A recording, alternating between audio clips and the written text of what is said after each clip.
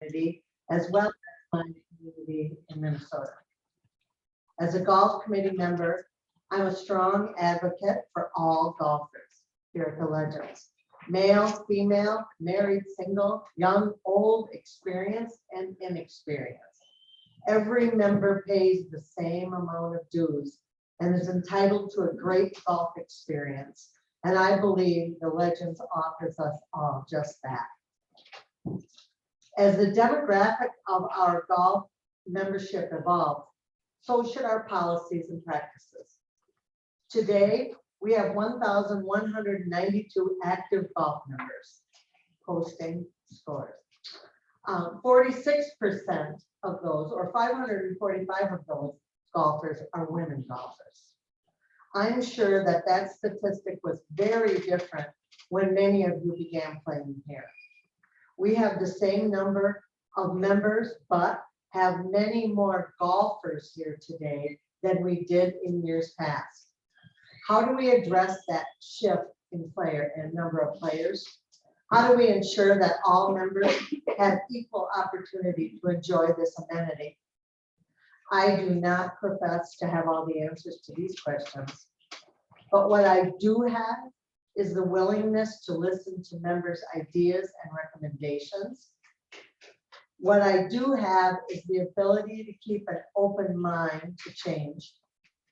What I do have is the belief that every member has the same rights of membership. No one has a sense of entitlement over others. That's my best shot today at letting you know who I am and what I stand for. I hope you'll vote for me, but more importantly, I hope you'll vote. That's it.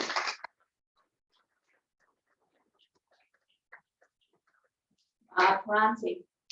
Hi, my name is Bob Ferranti. I live on Lancashire. I've been here since 2014.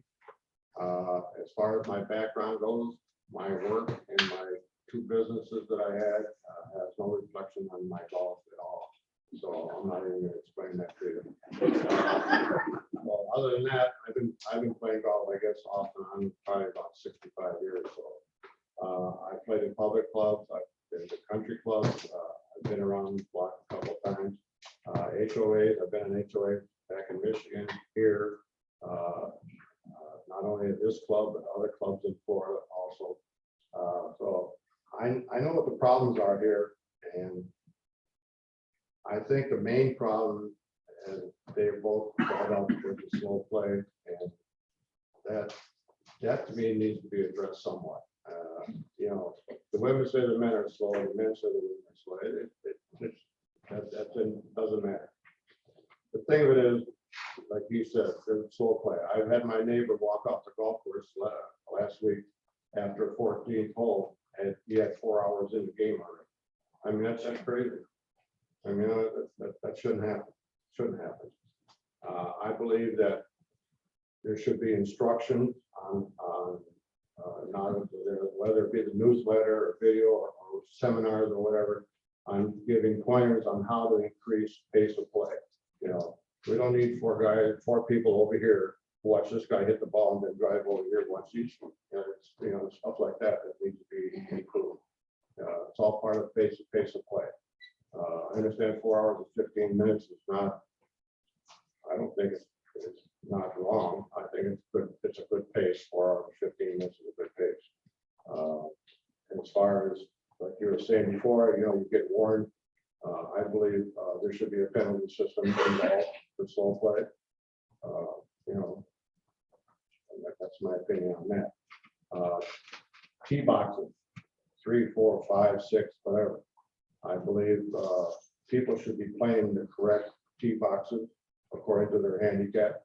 I know I think it's a problem because I know what the men do. So, other than that, I think that should be addressed also, because that contributes to slow play also.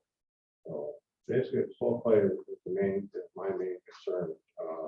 And as far as having a better experience for everyone, I think would definitely benefit.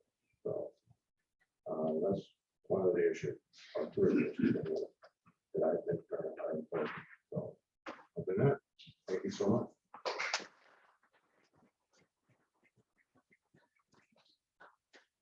Lada, My name is Bob Latta, been on the golf committee for 2 terms, 8 years or 4 years, and overlooking the net operating profits of the operating budget of the Golf Association of the green superintendent and pro shop.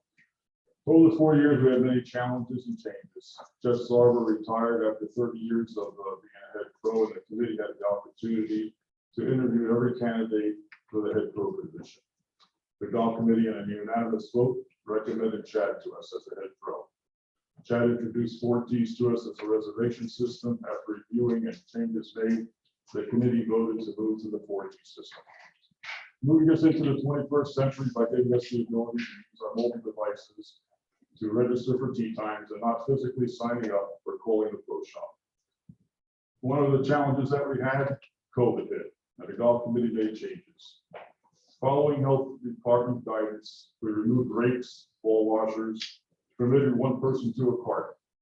I supported giving the golf bag boys compensation for sanitizing our golf carts.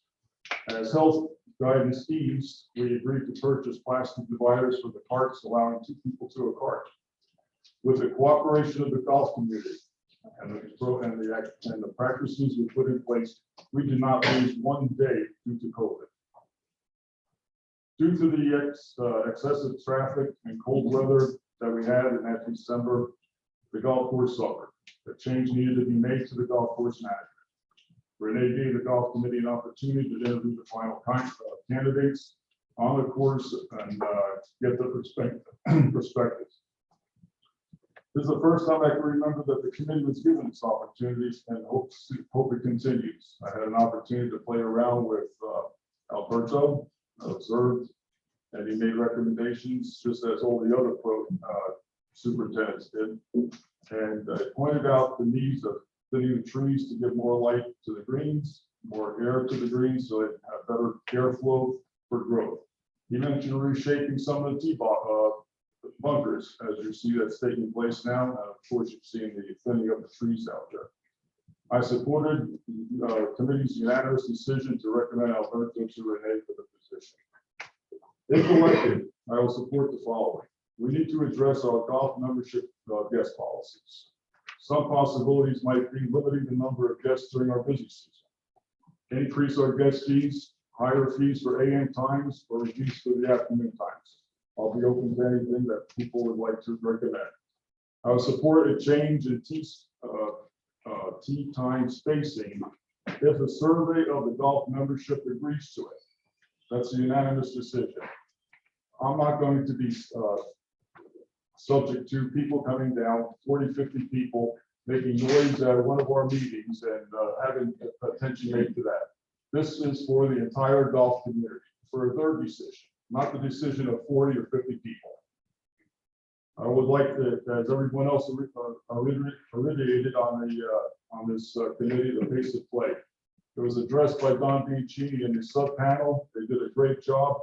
What I would propose is having our FGCU golf interns produce a welcome to the Legends Golf to include a pace of play, care of the golf course, and have it on the video.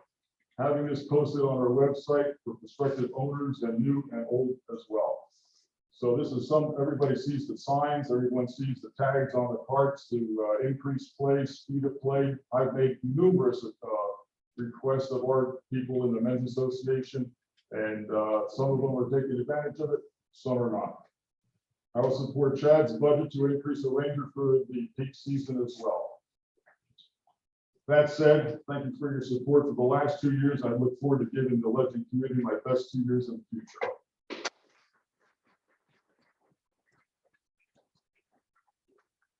okay, so what we'll do is take questions, and if we take it from the audience, everyone raises their hand and stand up and say your name. So the first one I am going to take is first from Zoom land, okay? And it'll go to the next second position. So Pauline, you'll be first, and then we'll go down the line that way. The first question that came in written actually was from Tim Wiggett. For the returning golf members, did you vote to continue with the current 9-minute intervals at your last meeting? And do you intend to change their mind with the position? And if so, explain why. I did vote to increase our tea time intervals to 9 minutes. And I continue to support that initiative. I believe that I personally, as well as many of the individuals I play with, have felt a positive impact due to the tea time intervals increasing. Did I Okay. answer? Yep, that answered it. So, Mr. Ferranti, I know you weren't in the meeting, but do you support 9-minute intervals? And what is your position on it? I don't support it because it's not gonna improve, pace of play, I don't think. You know, it doesn't matter if you have 8 minutes ahead or 9 minutes, that doesn't matter. Because in that first minute, everybody's gonna catch up right away. So that's how I feel. So I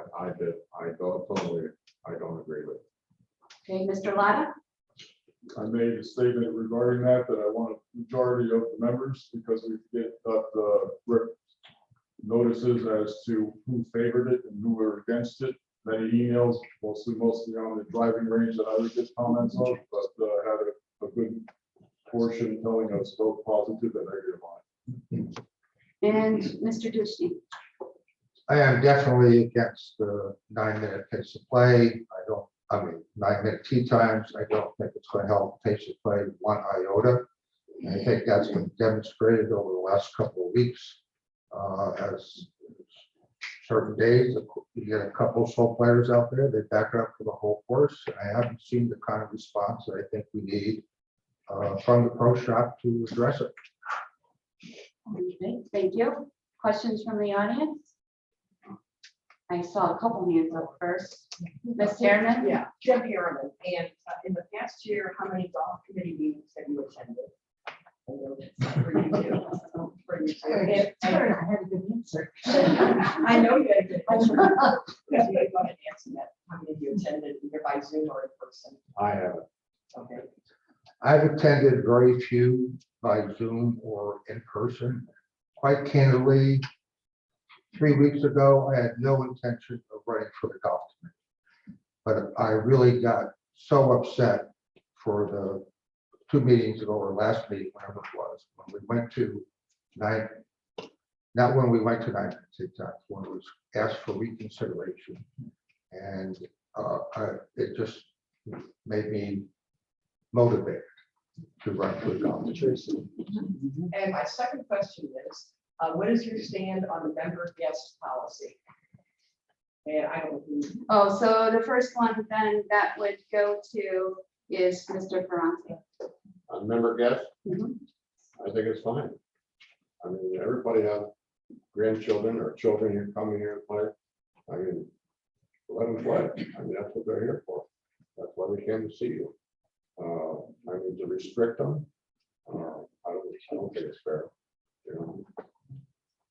Mr. Latta? Yeah, so I made it, said that we should address it. Number one, our fee is way too low. I mean, paying $60 prime time during the year is absurd. And during the busy time of the year is absurd. Secondly, if we can do an approach that have a higher price for in the mornings, guest fee in the morning or compared to an afternoon lease fee, I'm all in favor of that. You have a question? No, I just can't hear people talking. But I point that to you. Yeah. That is something I would also like to see along with our people that have come on as guests and also the other folks that have reciprocals here, that also needs to be raised. But I think we have an artificially low fee. Mr. Dushny? I think our guest fees are ridiculously low at $60. If we look at the comparable courses that we compare ourselves to, they average $80 and range from 90 to 73. I think people have a right to bring guests, and I haven't seen enough data to whether there should be any kind of restrictions. One concern I have are there members, I'll say, abusing the guest system. I've run into a situation where husband and wife as guests, the wife's not going to golf today. It's just, people are abusing the system. And I think that people, we should be able to figure out who that is and put a stop to it. But mainly raise the fees.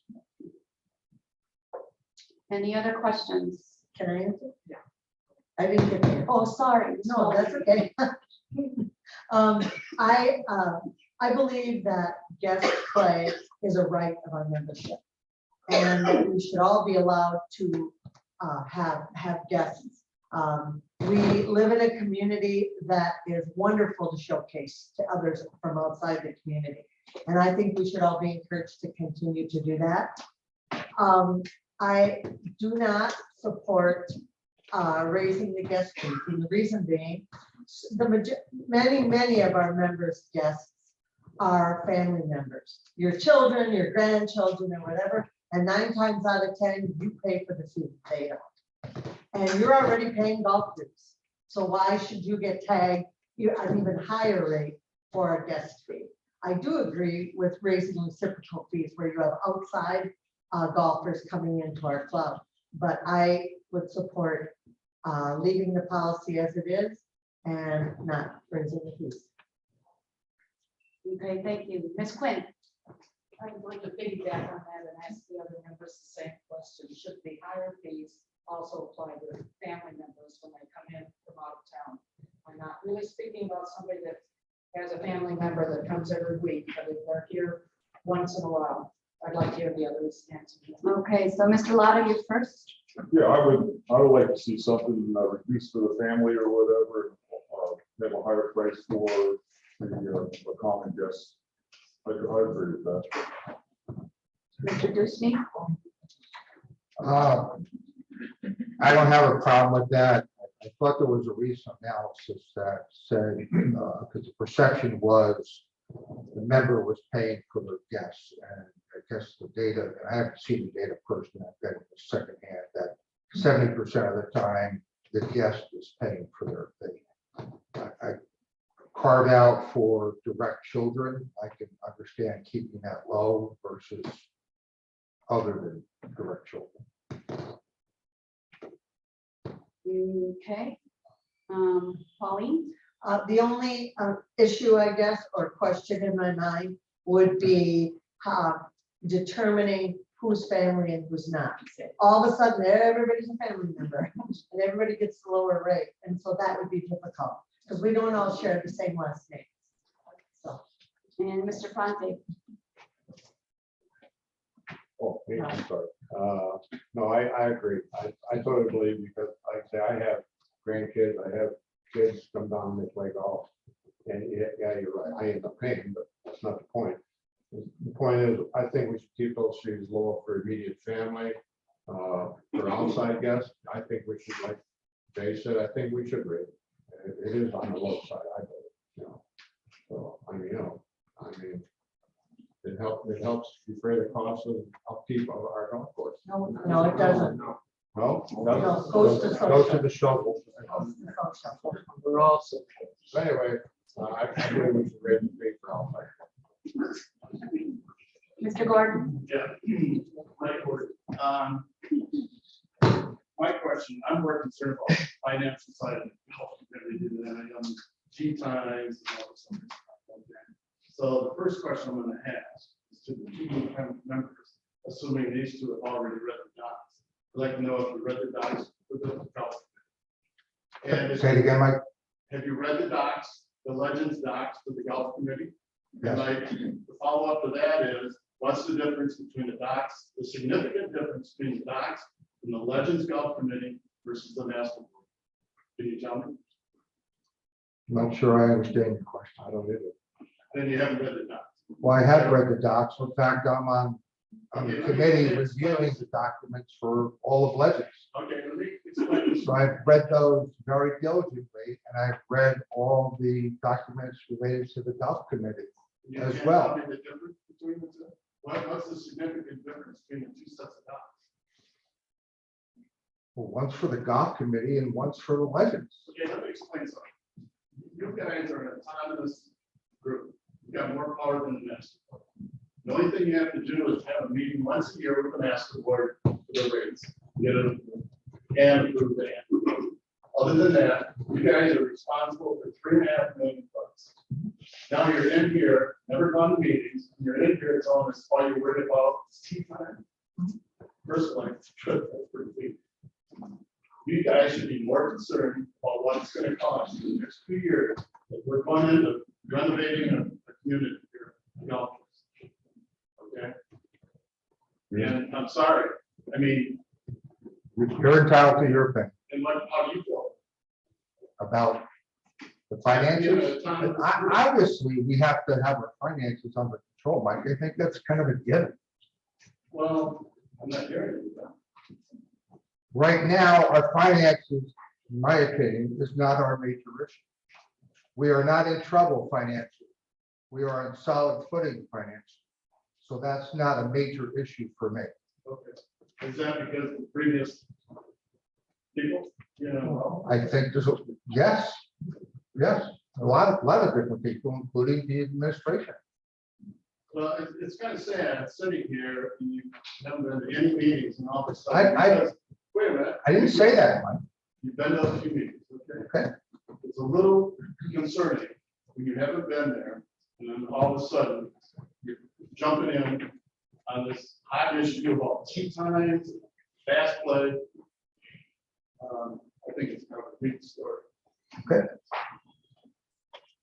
Mr. Bronte, do you have anything to comment on Mr. Gordon? Oh, it's fine. He has his opinion. Okay, any else in the audience? Since I'm Tony Constable, I'd like to part members of the board to explain the difference. You want me to go first? Actually, it's Mr. Lotta's turn to go first. Okay. The only difference that I see, just like as Mike pointed out, we're responsible for the budget, presenting that to the master board for approval, and we go from there. And also, it's our responsibility to look at the reciprocal rates and all the other rates that go along with it, for the resident portion of it. And be cognizant of what's going on with our pro and our superintendent. But as far as getting to know the direct difference between the document, I don't know. Well, it's been a time. Right, the autonomy. And then I would add to that, that members of the master board have term limits. And on the golf committee, we don't have any term limits. So we could run again and again and again and again. Very, What- very important. Yes. One thing I would like to point out is that we would have a problem the last 4 years. Yes. Alberto's gonna have his hands full because the fertilizer price, and Mike knows this being, having a farm up there or whatever issue, but listen today, the reports on the economy and the petroleum levels or whatever that the prices are. Alberto's gonna have a tough time teaching the budget this year. Okay, anyone else? My name's Michelle Giston, and I'd like to know how you feel about shotguns being done away with during season in the week. Okay, so that would, To get more people on the court. that would first go to Mr. Dushne. So did you understand the question? Doing away with I think it was shotguns. about shotguns. Yeah. I've actually, the last couple of days, have done some analysis about it. Shotguns take away a lot of tee times from the membership. I don't care whether it's the men's league or the ladies league, it takes away tee times. And if I can find my notes here. This morning, we had a shotgun in the men's league. And then we have tee times. So we put out a total of 192 players. And that's at 9-minute tee times. That's 48 less golfers got out because we had a shotgun with 80 people. That's a lot of people. And that happens whenever the men's or ladies have a shotgun. We lose a lot of tee times. And in my view, we should be having shotgun for having special occasions, like veterans, etc. Or if the league can fill up the shotgun 2 on every hole except for par 3, 128 play. Otherwise, we shouldn't have. Okay, Pauline? Good question. Because I have thought about this a lot over the last few months, because it's become such an issue. And I personally, I know that we can get more golfers out at one time if we utilize tee time and not shotgun. But it does impact the league's ability following play to have an organized meeting of everyone, because everyone's not getting done about the same time. You have it spread out over a 3-hour period. And also there are a lot of members of some of the golf associations that are really concerned because they're totally feel like they're losing the social aspect of it. And I personally would love it if we could make, I'm just gonna give you an example. Monday's Men's Day. And if men want to have a shotgun, if they want to have tee times, whatever their league decides they want to have, it's theirs. You're And- past the 1 I'm minute, sorry. when it Okay, is finished. then you don't get to hear what the word gets. That was my best part, sorry. Mr. Durante, do you want to finish that for her? I mean, Do you have a comment on it? no, I agree. I think like on, what is it, Men's Day, is Monday, Women's is Wednesday. I think Women's is Tuesday also. I mean, it's up to them. They know how many players they got. They should decide whether they should want a shotgun or not. And like I say, most people that have shotguns because after they're done, everybody can meet in the clubhouse, have lunch or whatever, and discuss what happened during the day. Yeah, shotgun as far as league play goes, I agree with it. And Mr. Lana? Yeah, I've been in multiple meetings regarding this topic during the year with Rob and Chad and Renee, and definitely in favor of shotguns. The men will continue to have shotguns, and we work with Chad into loading up on the back end of the shotgun of the men's, also the ladies and whatever, so we can get other forces out there along with the shotgun. So it's not, we're not eliminating tee times when we're doing the shotgun from the general public, the membership. But anyway, we're doing our best to get extra tee times out there. Take responsibility to load it up as best you can by doing what we're able to do. Okay, and Mr. Dushne, did you comment on that one? I did. On the very first one, okay. I just want to add, we lost 48 players today. So I think that's significant. I would just like to ask, probably the second part.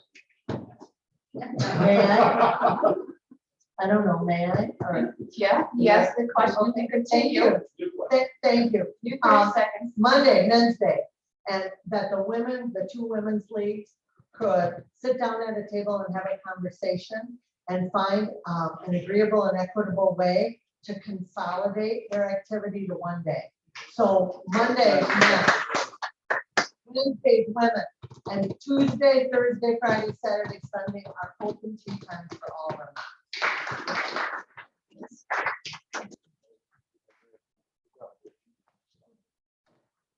Does anyone else have any other questions?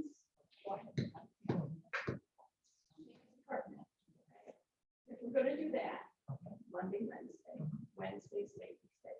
We've been doubling up the women on Wednesday so that we have openings for men to join. 4 hours is now sometimes become 5. Don't go after us. No, play 4 hours. You could double it up. Any comments? There was one more question, but by Pat Wheeler that was emailed to me, and I'll ask it once again, even on your opening statement, since we are getting to the end. She asked, what are the top 2 priorities that you support you running? So we will start somebody's sharing there. Mr. Bronstein, you're first. Top 2 priorities. Turn off everyone. Okay, my opening statement, I believe both play and tee times available as far as. Everyone turn their mic off first. See who's got it going there. All right, so Mr. Bronstein, turn yours on first. like I said, my opening statement was, slow play, I think needs to be addressed, okay? And also, I believe tee times or tee boxes, whether they be 3, 4, 5, or 6, should be assigned according to your handicap. In other words, if you have a certain handicap, these are the tees. that should be played. I think that would also pick up slow play. Mr. Lotta, your 2 priorities. Yes, number one is slow play. I'd like to see this video taking place by the interns from SFGCU. And also having a ranger. I will definitely support Chad with the revenue increase to have a ranger out there. Your mic's off until we get Mr. Dushny. Priorities 2 top. The 2 top priorities are tee times, going back to 7.5 minutes, so we can get more golfers out to try and match the increased demand that we see. Secondly, is pace of play, with emphasis on education, what tees people should be playing for, and enforcement of our current rules and regulations. Some people, unfortunately, are not going to change their behavior until something happens. And we need I see Ms. Welling. My top 2 priorities for an upcoming, the next few years would be to develop and provide golf members with continuing education related to pace of play. There's a lot of options. I don't know what they are, but I think we really need to do that. And secondly, I would like to see us promote forward thinking in our golf program. I wish we would stop looking back at what was. We used to have Chelsea. We used to do this. We used to do that. I wish we could look forward to what can be, not what was. And we're constantly evolving as a community and we need to keep moving forward. That's it. Okay, thank you. There is, maybe I'm going to turn, let's just all turn our mics off and talk around. Okay. Yes. Really annoying. Somebody still has this on. Mine's off. Mine is off. No, no green light. No. Everybody off?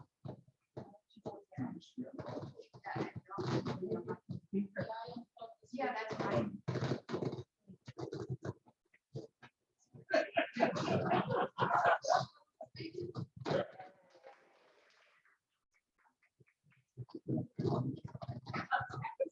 No, that one's. There. That's the bad one. Okay, sorry about that. So I do have one more out in Zoom. It's from Jack Katzmar. Mr. Dushny, you will answer this first.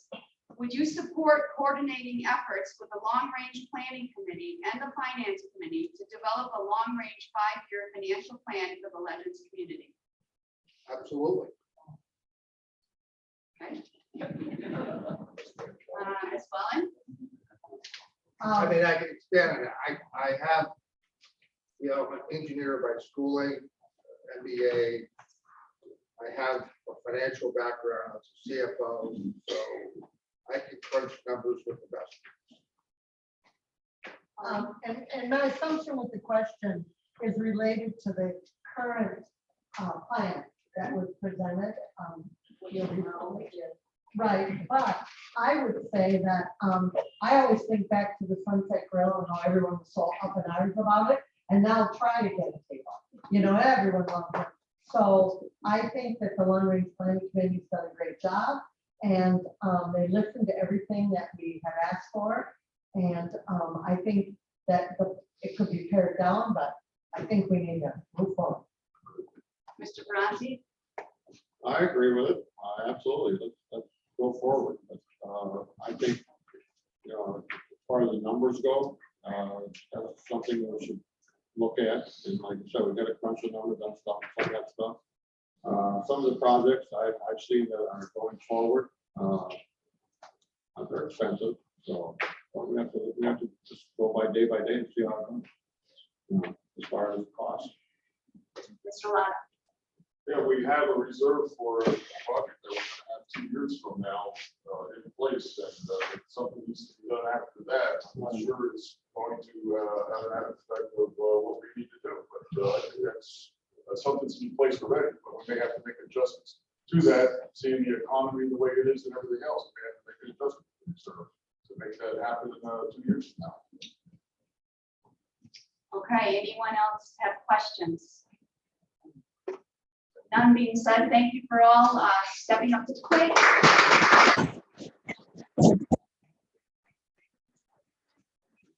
Make sure everyone stays to answer them. Yeah.